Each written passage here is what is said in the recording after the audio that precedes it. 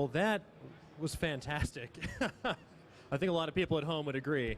It's a beautiful song. Yeah. So tell me a little bit about, we talked about what you do at ArenaNet, but how does composition for a video game differ from another project, per se? Well, I mean, the easiest comparison to make is to movies and television, where it's a very linear art form, right? You have a piece of film.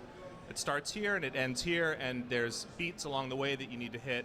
And there's elements of that in games, but a lot of it is more free form than that, right? You have to kind of respond to player actions and anticipate a lot of scenarios that they'll get into. So you can kind of write these ambient pieces that are 2 or 3 minutes of background music, and then sometimes you have to break those up into chunks and have it so that the game engine can switch on the fly.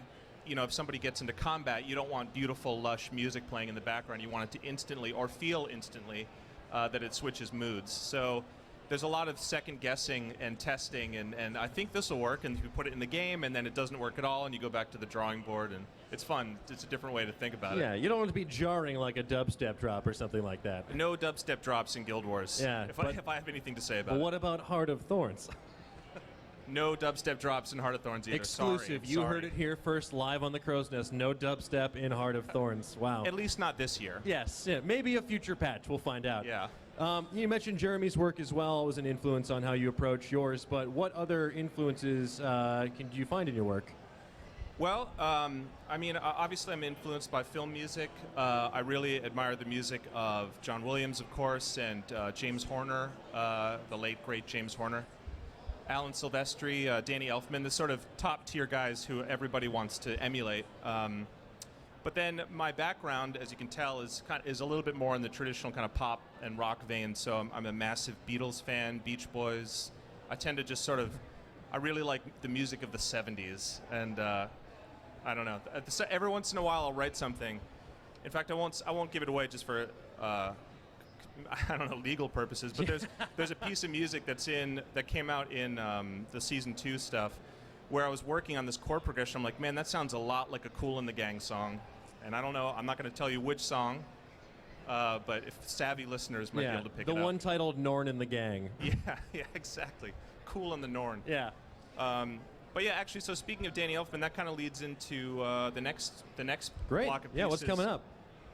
Yeah, this is the first batch of music that I kind of wrote for the game. After Guild Wars 2 shipped, there's a history of doing holiday-related releases in-game, right? And Halloween is a very big one, going back all the way to Guild Wars 1. So immediately after Guild Wars 2 shipped, they wanted to do a Halloween release, and obviously it needed some new music. So I thought this would be a great opportunity to see if I can, do something that's up to snuff. Yeah. And I wrote this piece. I know it's a little early for Halloween, but it's coming. It's coming soon. Hey, it's in stores already. It is never too early for Halloween. Yeah. So this is it's called Halloween in Lion's Arch, and it sort of is the theme for the Mad King Thorn, who is kind of this Joker-type person who terrorizes Tyria once a year on Halloween. Fantastic. So a spooky tune for a spooky time. A spooky tune. Fantastic. Well, I'll let you guys take it away. Thank you so much. Thank you.